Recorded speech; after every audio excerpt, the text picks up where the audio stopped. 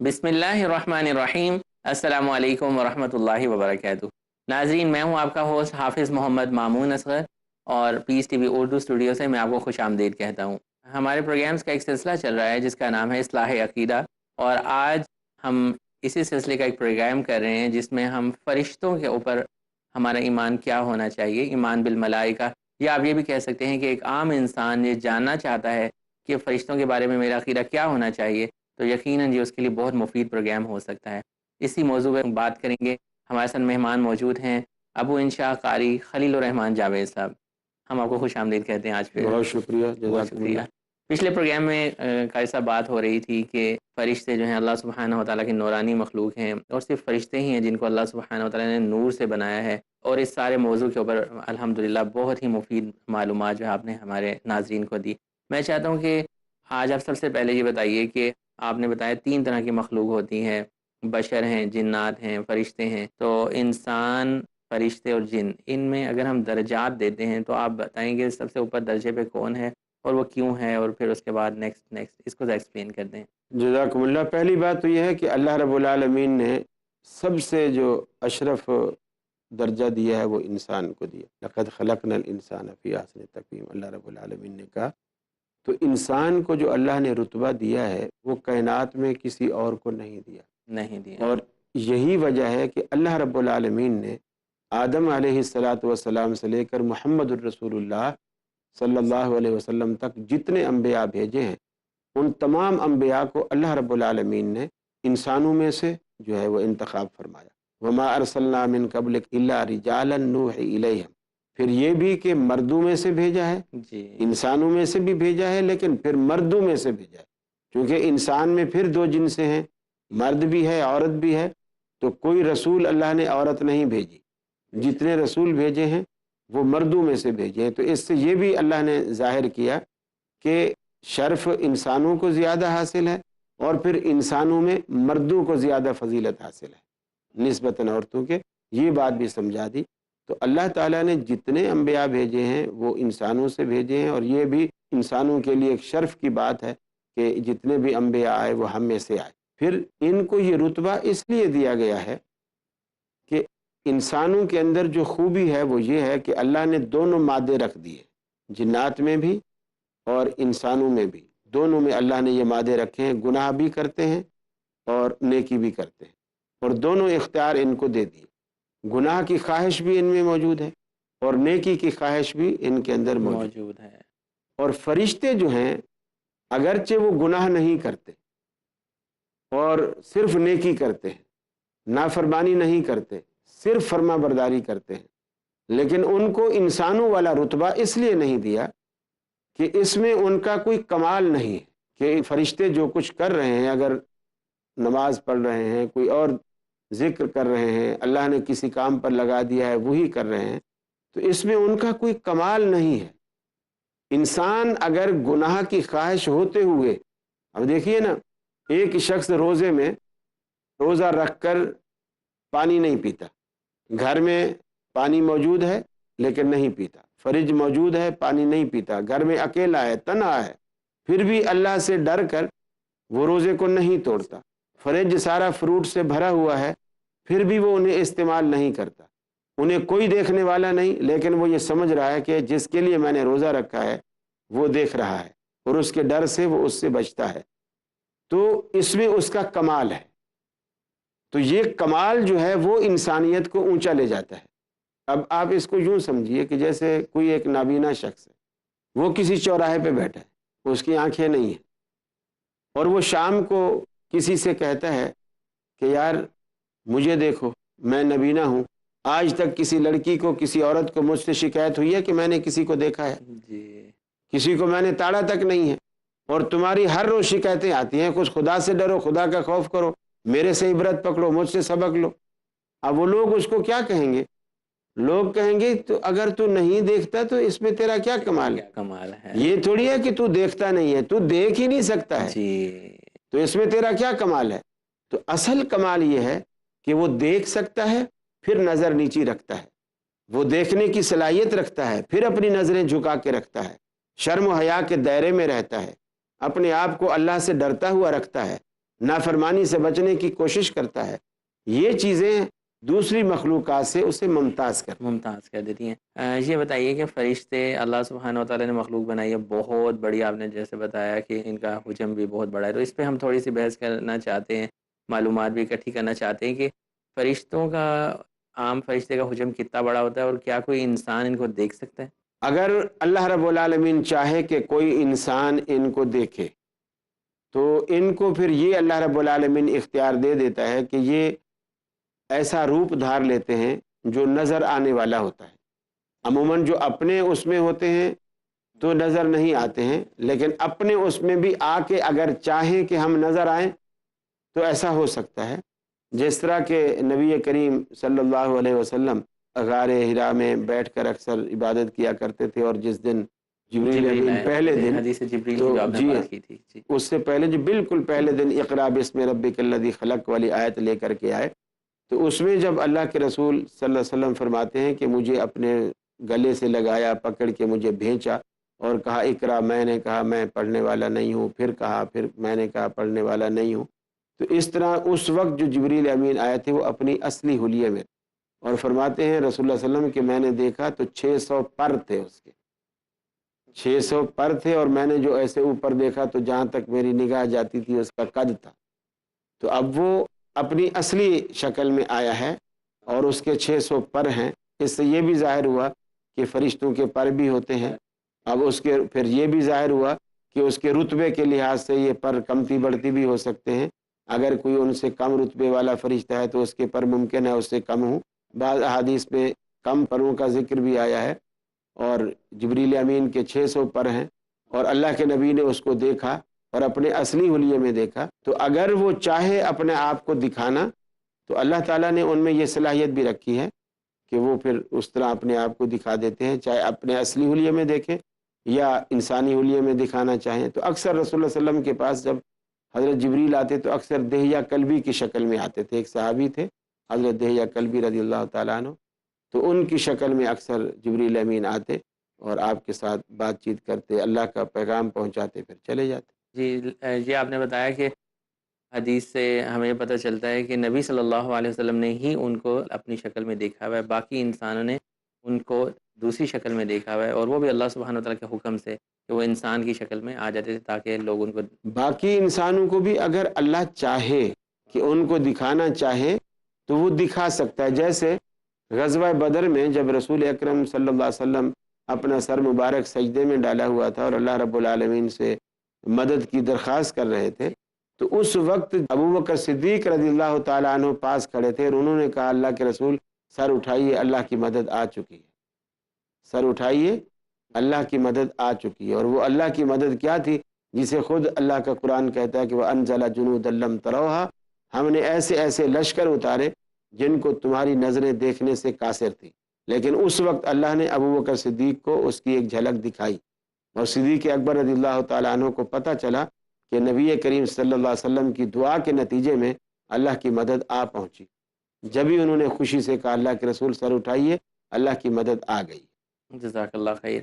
اگر فرشتے اپنے اصل روپ میں نہیں ہیں، جیسے آپ نے بتایا کہ ہر ایک صحابی دہیہ کلبی کے روپ میں آ جاتے تھے، یا حدیث جبریل میں بھی جیسے ہم نے دیکھا، تو کیا ان کے جو خواص ہیں وہ انسانی خواص بن جاتے تھے یا اپنے فطرتی اوصاف پہ ہی وہ قائم رہتے تھے؟ نہیں، اپنی فطرتی اوصاف پہ قائم رہتے تھے، صرف یوں سمجھ لو کہ لباس بدل گیا ہے، اوپر کا حلیہ چینج ہو گیا، اصلیت ان کی نہیں بدلی۔ اور قرآن نے اس کے لیے لفظ استعمال کیا کہ مریم علیہ السلام کے پاس جب حضرت جبریل آئے اور وہ جنگل میں تھیں، ویرانے میں تھیں، بالکل اکیلی تھی، تو ان کے پاس جب حضرت جبریل علیہ الصلوۃ والسلام آئے اور وہ اکیلے آئے، اور وہ بھی ایک نوجوان جیسا شخص ہوتا ہے اس طرح نوجوان شخص بن کر سامنے آئے، اور قرآن اس چیز کو کہتا ہے فَتَمَثَّلَ لَهَا بَشَرًا سَوِيًّا، کہ وہ بالکل ایک انسانی شکل کے عین مطابق اس کی تمثیل دھار کے، یعنی انسان بن کے نہیں، انسانی مثال بن کے۔ سبحان اللہ۔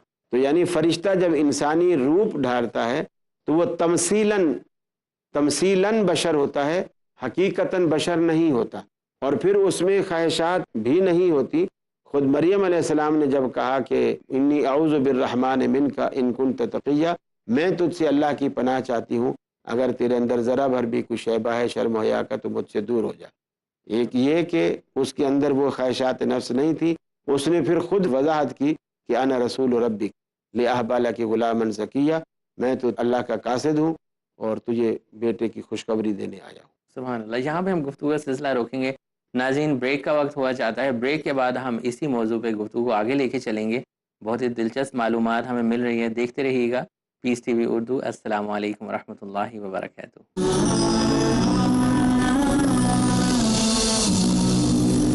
ہر دور میں بڑھاتا جو مومن کی شان ہے، پیغام حق سمیٹے ہمارا قرآن ہے۔ اقیم الصلاح، نماز کو قائم رکھو، نماز کو قائم رکھو۔ اول و آخر جس شے کا ذکر ہے وہ ہے نماز۔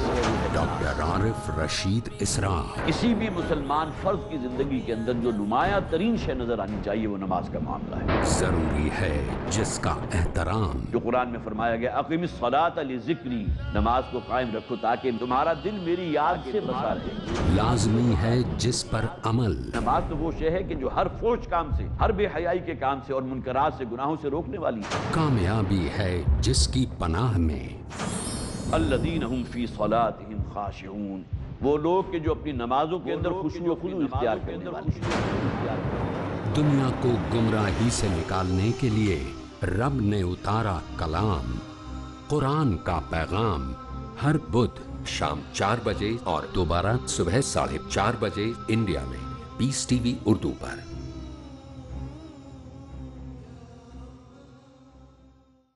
جھوٹ کا اندھیرا کتنا ہی گہرا کیوں نہ ہو، سچائی کی ایک کرن سے مٹا دینے کے لیے کافی ہے۔ ہر پہلو، ہر نظریہ، ہر نقطہ سچ کا، ہر دم، ہر پل، ہر لمحہ سچ کو پیش کرنے کی جستجو۔ آئیے میرے ساتھ اور حق کو جانیے۔ عالم انسانیت کے لیے سچائی کی روشنی۔ ڈاکٹر ذاکر نائک پیش کریں گے اظہار حق، ہر پیر سے سنیچر رات 10 بجے اور دوبارہ صبح 8:30 بجے انڈیا میں پیس ٹی وی اردو پر۔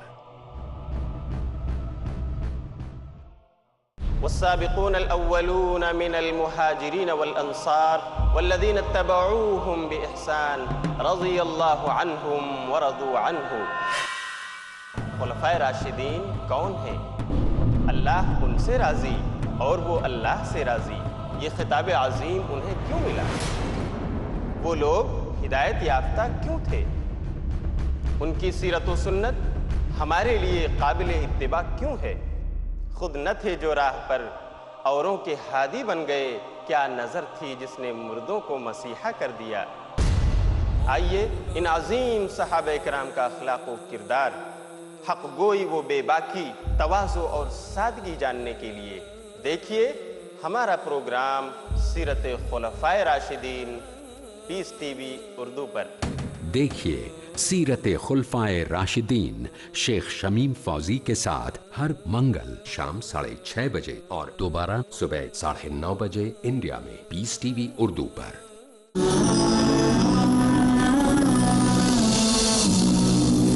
السلام علیکم ورحمۃ اللہ وبرکاتہ۔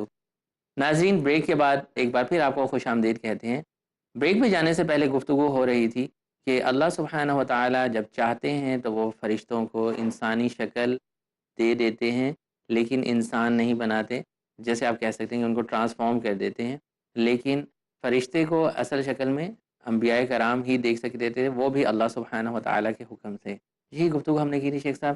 میں چاہتا ہوں کہ ہم اس بات پہ مزید دیکھیں کہ فرشتوں کو اللہ سبحانہ و تعالیٰ نے نور سے بنایا ہوا ہے، اور پھر آپ نے جیسے ابھی کچھ دیر پہلے بتایا کہ ان کے پر بھی ہوتے ہیں۔ میرا خیال ہے ابھی فرشتوں والی بات تھوڑی یہ ادھوری تھی کہ جو آپ کا آخری سوال تھا جی جی، کہ اس میں انسانی روپ دھارنے کے بعد آیا وہ خواہشات نفس اور وہ انسانی ضروریات پیدا ہوتی ہیں کہ نہیں ہوتی ہیں۔ تو میں نے کہا کہ وہ تمثیلاً انسان ہوتے ہیں، حقیقتاً اندر سے فرشتہ ہوتے ہیں۔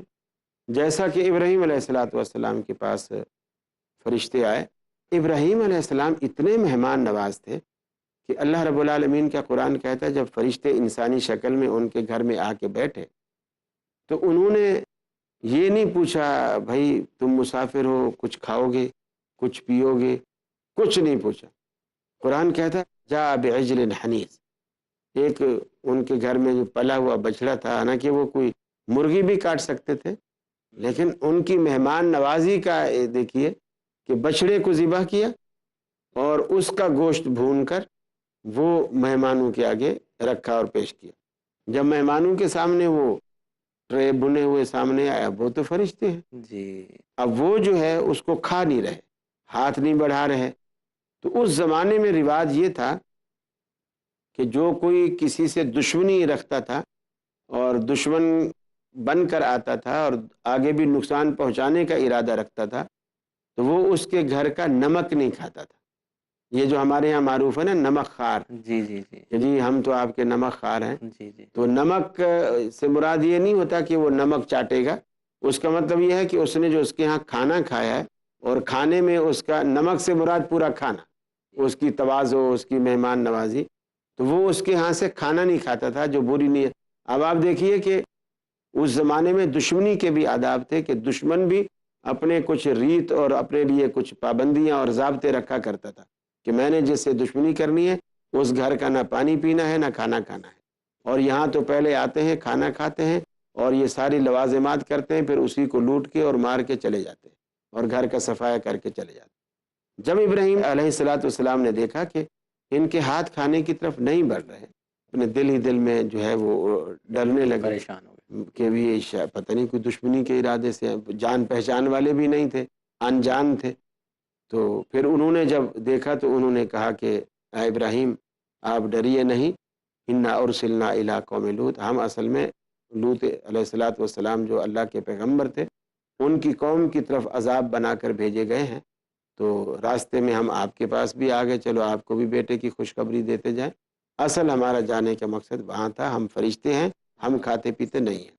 تو یعنی وہ انسانی روپ بھی دھار گئے، اس کے باوجود کھانے پینے والی جو خواہش ہے وہ روپ دھارنے کے بعد بھی ان میں پیدا نہیں ہوئی۔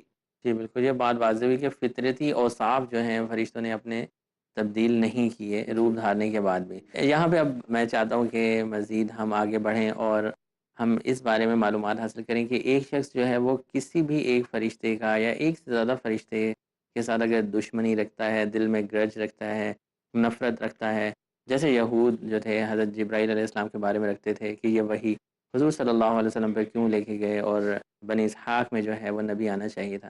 تو اس حوالے سے اگر کسی شخص کے دل میں آج کل کے بھی دور میں جیسے ملک الموت کے بارے میں دل میں کوئی برائی رکھتا ہے یا ان کے بارے میں کچھ موویز میں یا اس طرح ہمیں ڈائجسٹ میں میگزین میں پڑھنے کو ملتا ہے کہ وہ بہت ہی شاید برے ہیں، تو اس حوالے سے آپ بتائیے کہ اس سے بھی ہمارے عقیدے کے اوپر فرق پڑے گا؟ بالکل فرق پڑے گا، اس لیے کہ اگر جبریل علیہ السلام وہی کسی کے پاس لے کر کے آئے ہیں تو وہ اپنی مرضی سے نہیں لے کر آئے ہیں، اللہ رب العالمین کے حکم سے لائے ہیں۔ تو جب آپ جبریل علیہ السلام سے دشمنی رکھ رہے ہیں تو وہ آپ اللہ سے دشمنی رکھ رہے ہیں، اس لیے کہ یہ انہوں نے کوئی بھولے سے یا غلطی سے نہیں کہ اللہ نے کہا ادھر لے جانا ہے وہ غلطی سے دوسری جگہ لے کے چلے گئے، ایسا نہیں ہے۔ لا یعصون اللہ ما امرہم کا معنی یہی ہے کہ اللہ جو ان کو کہتا ہے وہ اس کی خلاف ورزی نہیں کرتے، حتیٰ کہ ان کا آسمان سے زمین پر آنا بھی اپنی مرضی سے نہیں ہوتا۔ چنانچہ جبریل امین سے ایک دن اللہ کے رسول نے پوچھا اے جبریل میرا دل چاہتا ہے کہ تم اکثر میرے پاس آیا کرو، میرے پاس بیٹھا کرو، میرا دل لگتا ہے تمہارے ساتھ۔ تو انہوں نے کہا اللہ کے رسول آپ شاید ایسا سمجھتے ہیں ہم اپنی مرضی سے آتے جاتے ہیں، اللہ آپ جتنا ٹائم لیں گے ہم آپ کو دے دیں گے۔ وما نتنزل الا بامر ربک، ہم تو اللہ رب العالمین کے حکم سے اترتے ہیں، حکم سے ادھر جب تک تمہارے رب کا حکم نہیں ہوتا تب تک ہم نیچے زمین پہ قدم نہیں رکھتے۔ تو اللہ رب العالمین کے حکم کی فرما برداری کرنے والے سے دشمنی رکھا، من کان عدوا لجبریل فانہ نزلہ علی قلبک باذن اللہ، اللہ نے یہی دلیل دی کہ جو شخص جبریل امین کا دشمن ہو رہا ہے اور وہ اس وجہ سے دشمن ہے کہ وہ قرآن مجید کو اتارتا ہے حالانکہ اس نے اللہ رب العالمین کے حکم سے، اس کی اجازت سے، اس کے اذن سے اتارا ہے، جب حضرت جبریل نے یہ کام اللہ کے اذن سے کیا ہے تو یہ تو اگر کوئی ان سے دشمنی رکھتا ہے یا اس کام کو برا کہہ رہا ہے تو وہ ڈائریکٹ اللہ سے ایسا کر رہا ہے۔ اسی طرح ملک الموت بھی اگر کسی کے ہاں جاتا ہے تو وہ اپنی مرضی سے نہیں دیتا، اللہ کے ہاں اس کا ایک وقت مقرر ہے اور اس کی وہ ڈیوٹی ہے، وہ اللہ کے حکم کی خلاف ورزی نہیں کر سکتا۔ اذا جاء اجلہم لا یستأخرون ساعۃ ولا یستقدمون، کہ جب بھی اللہ رب العالمین نے بندوں کا جو وقت موت کا مقرر کر رکھا ہے، زندگی کے آخری سانس کا جو وقت آتا ہے، وہ فرشتہ وہیں پہنچ جاتا ہے، پھر ایک پل نہ آگے نہ پیچھے، اس کو کوئی مہلت نہیں ملتی۔ یعنی کہ فرشتے اللہ سبحانہ و تعالیٰ کے حکم پہ چلتے ہیں، نہ وہ بھول چوک کرتے ہیں، جی ہاں، اور اور جو نہ غلطی جیسے سے کہیں جی ایسا ہوتا ہے، اور نہ کسی کی دشمنی سے۔ ایسا نہیں ہے جس نے گالیاں دی ہیں فرشتوں کو تو فرشتے اس کو پہلے مار کے آ جائیں، اور جس نے آج مرنا تھا اس کو 3 دن چھوٹ دے دے، تو ایسا نہیں ہوتا ہے۔ جزاک اللہ خیر۔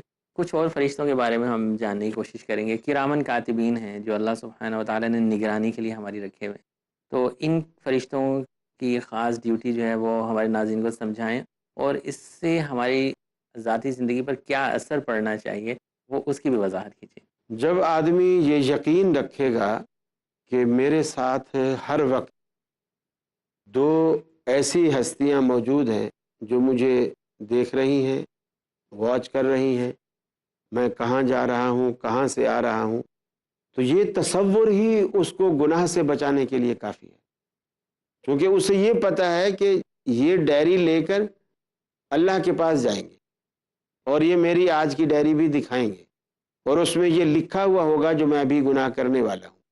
یہ تصور ہی وہ تصور ہے کہ جو انسان کو گناہ سے بچاتا ہے اور نیکی کی طرف لے جاتا ہے۔ تو جب آدمی یہ سوچ لے گا، اور حدیث میں یہ بھی آتا ہے، کرامن کاتبین بھی ڈائری روزانہ لکھ رہے ہیں، اور 2 الگ سے اللہ رب العالمین کے ہاں ڈائریاں شام کو بھی اور صبح بھی جا رہی ہیں۔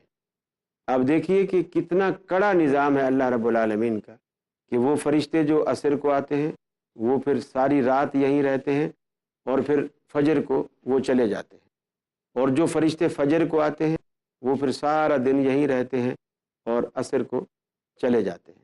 اور یہ 2 ڈائریاں روزانہ اللہ رب العالمین کے پاس، ہماری سفید کاریوں کی بھی اور ہماری سیاہ کاریوں کی بھی، اللہ رب العالمین کے پاس ڈیلی پہنچ رہی ہے۔